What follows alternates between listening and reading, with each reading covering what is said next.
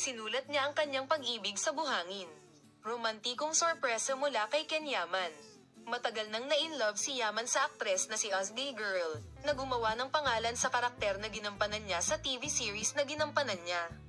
Si Yaman, na pumunta sa Colombia, ay gumawa ng pangalan para sa kanyang sarili sa kilos na ginawa niya sa kanyang kasintahan.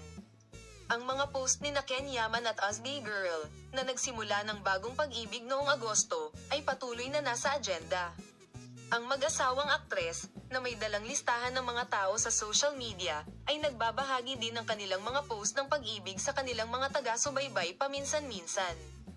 Isang bagong post ang nagmula kina Ken Yaman at Ozday Girl, na ang pagmamahalan ay patuloy na walang tigil. Si Yaman, na pumunta sa Colombia para sa negosyo, ay gumawa ng isang romantikong sorpresa para sa kanyang pag-ibig sa pamamagitan ng pagsulat sa beach sa pangalan ni Ozday Girl. Maaari bang nagpadala ng bulaklak si Yaman sa kanyang kasintahan na nasa Brazil noong nakaraang linggo? Ibinahagi ni Ozday Girl ang kanyang kagalakan sa kilos ni Ken Yaman sa mga salitang, "I was very spoiled because you don't send flowers in Brazil." Manatiling nakatutok para sa mga video ng Ozday Girl at Ken Yaman, Palem.